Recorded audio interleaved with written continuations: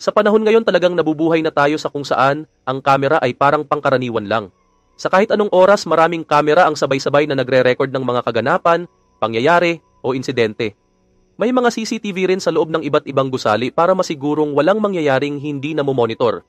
Kaya naman, napakaraming kakaibang footages ang naiipon. Kaya sa video na ito, ipapakita namin ang pinaka-weird na mga pangyayaring nasa pool ng security cameras.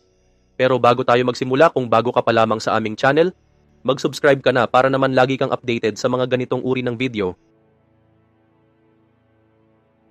Number 18, Walking on Water. Ang paglalakad sa tubig ay isa sa mga kababalaghang matagal ng parte ng ating kultura.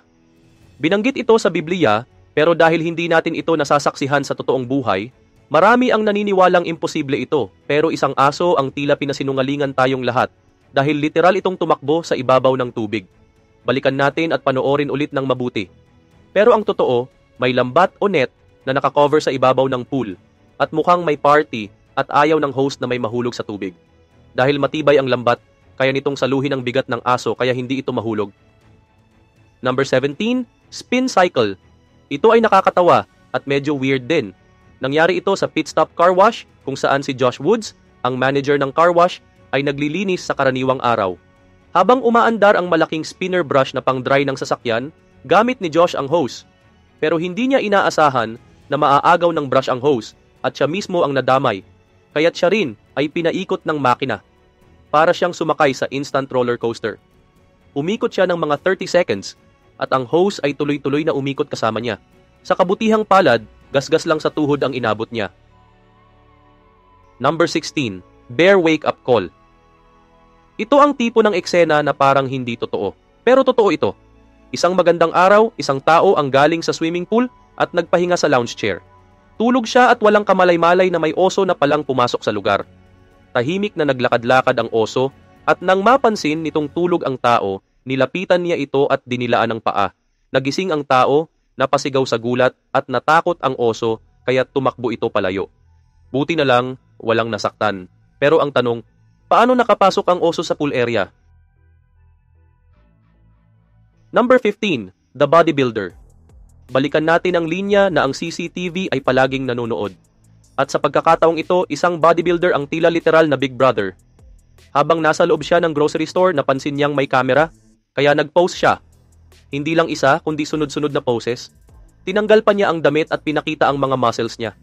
Walang ibang nakapansin sa kanya sa oras na iyon pero ang video ay umabot sa local news at naging viral. Ito ang tamang reaksyon kapag alam mong pinapanood ka. Flex kung flex. Number 14, Golden Escape.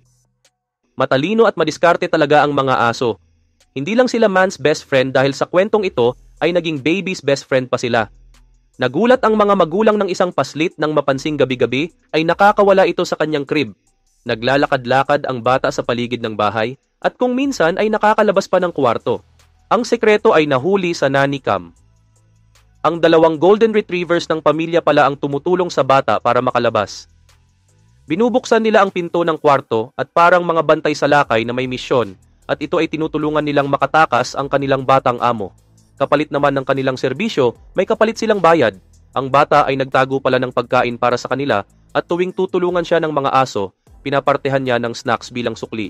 Ang ending ay may dalawang matatalinong aso ang mga magulang at mas matalinong anak na may sariling kasunduan sa mga alaga.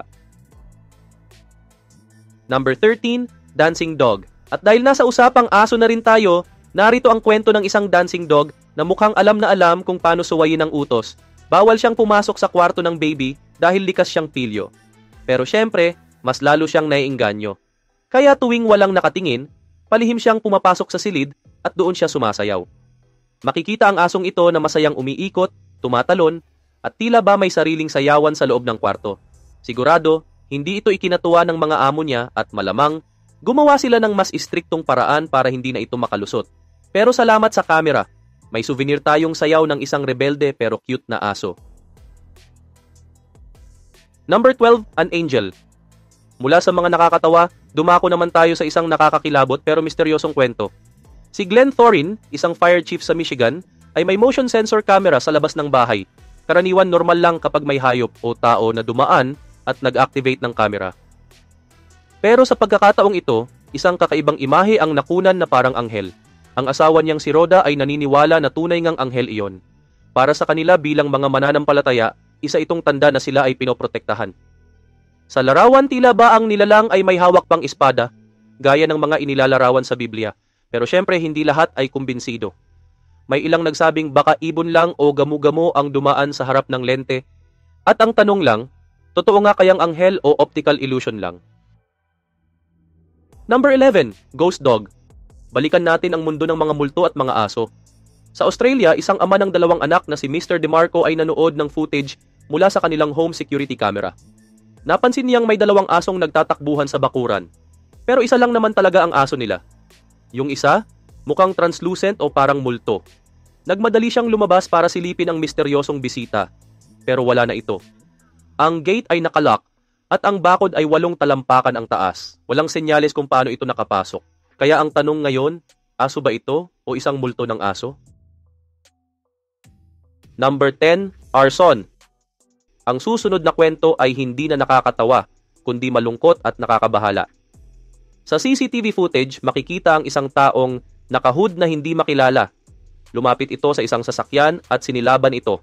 Ayon sa may-ari, isa siyang babae na nagsabing may 4 na kaso na ng sunog sa kanilang area at ang kanya ang pinakabago. Kumalat ang apoy at muntik nang madamay ang katabing gusali. Buti na lang naagapan ng mga bumbero ang sunog bago ito lumala. Isa na namang paalala na kahit tahimik ang paligid, may mga taong may masamang intensyon at minsan CCTV lang ang tanging saksi. Number 9, The Kind Robber. Ito na naman ang isang kakaibang kwento ng pagkuha ng hindi kanya pero may twist. Sa China, isang babae ang nagwi-withdraw ng pera sa ATM nang biglang lapitan ng isang lalaki. Tinakot siya nito at sa pilitang kinuha ang pera, pero hindi pa doon natapos ang insidente. Pinilit pa ng lalaki na mag-withdraw ng mas marami pa ang babae. Pero nang ipakita ng babae na wala na siyang balanse sa account, may nangyaring hindi inaasahan. Ibinalik ng magnanakaw ang pera, ibinalik niya. Tapos basta na lang siyang lumakad palayo na parang walang nangyari. Sa kabila ng kabaitan niyang iyon, nahuli pa rin ang lalaki at naaresto sa kasong tangkang pagnanakaw. Sabihin na nating, kahit may puso si kuya, may batas pa rin tayong sinusunod. Number 8, Package Thieves. Dahil sa dumadaming kaso ng pagnanakaw ng mga package sa harap ng bahay, naging karaniwan na ang mga security camera at ring doorbells. Pero ang susunod na eksena ay sadyang nakakagulat.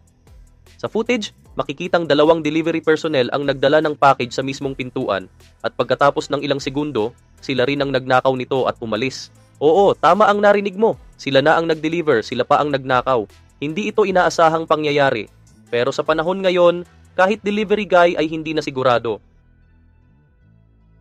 Number 7, Neighbor versus Ring.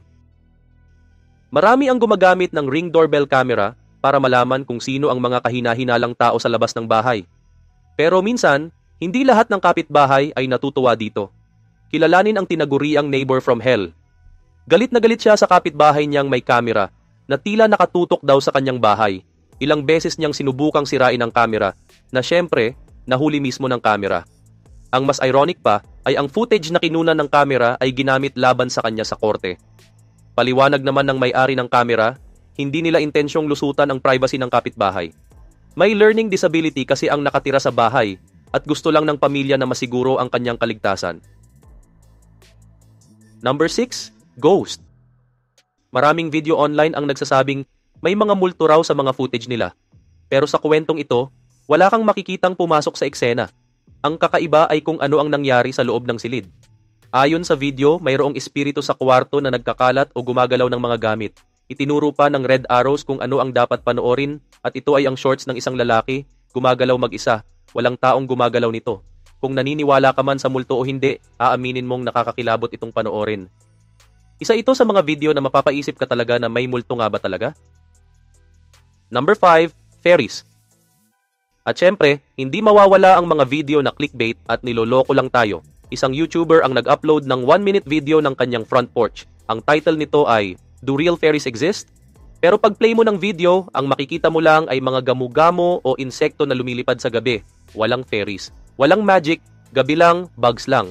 Ang mas matino pang ginawa ng YouTuber ay I turn off ang comments. Dahil kung hindi niya ginawa yon, baka nilamon na siya ng internet. Number 4, Elephants. Alam natin ang kasabihang elepante sa loob ng kwarto. Pero paano kung literal na elepante sa harap ng bahay? Sa footage na ito, makikita ang mga tao na tila hindi alam ang gagawin habang may isang dambuhalang elepante na naglalakad sa kanilang bakuran sa gabi. Hindi sila lumapit. Nagtago lang sila at tahimik na nagmasid hanggang sa umalis ang elepante. At tama lang ang ginawa nila. Dahil ang mga elepante, kahit mukhang kalmado, ay pwedeng umatake at apakan ka hanggang mamatay kung sila ay magulat o matrigger. Number 3, tiger. Kung nakakatakot ang elepante, mas nakakapanindig balahibo ang 3 tigre. Sa isang CCTV footage, makikita ang 3 tigre na dumadaan sa tabi ng isang sasakyan. Buti na lang walang tao sa loob at sa kabutihang palad, dumaan lang sila at nagpatuloy sa lakad. Hindi tulad ng elepante, ang mga tigre ay mas unpredictable at mas mabagsik. Kaya swerte ang mga tao sa paligid dahil kung may lumabas noon, ibang kwento na sana ito. Number 2, salute your shorts. Ito ang klase ng eksena na sobrang awkward pero totoo. At pwedeng mangyari sa kahit sino. Isang babae ang lumabas ng kanyang sasakyan sa gasolinahan nang mapansing hindi maayos ang fit ng kanyang shorts. Kaya ginawa niya ang natural na bagay.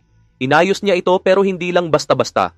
Para siyang nasa harap ng salamin sa sariling kwarto, tinaas ang kanyang shirt, inangat at ini-adjust ang shorts habang gumigiling-giling pa ang katawan para lang makuha ang tamang fit. Walang kamalay-malay na may CCTV sa paligid at lahat ay nakunan sa kamera. Ang lesson dito ay mahalaga ang itsura, pero siguraduhing walang nanonood muna. Number 1, Dexter Comes Home. Ito naman ay kwentong totoo at nakakatuwa. Isang aso na ang pangalan ay Dexter ang naiwan sa isang doggy daycare sa Kansas habang ang kanyang mga amo ay nagbakasyon sa Las Vegas. Mahigit 1,000 miles ang layo, pero ayaw ni Dexter sa lugar. Sa loob lang ng 3 araw, nakalabas siya ng daycare at sinimulang ang kanyang sariling misyon, at ito ay ang umuwi. Matapos ang 90 minutes na lakad, dumating siya sa mismong pintuan ng kanyang tahanan. At alam mo kung anong ginawa niya? Pinindot niya ang doorbell, nagulat ang kanyang amo. At sa tulong ng intercom, nakipag-usap sila kay Dexter habang hinihintay ang staff ng daycare para sunduin siya. At iyan muna ang mga nakakamanghang kaganapan ngayong araw. Kung may sarili kang footage na kakaiba or viral worthy, huwag mahiyang magpadala. Baka ikaw na ang next na ma-feature sa aming susunod na episode.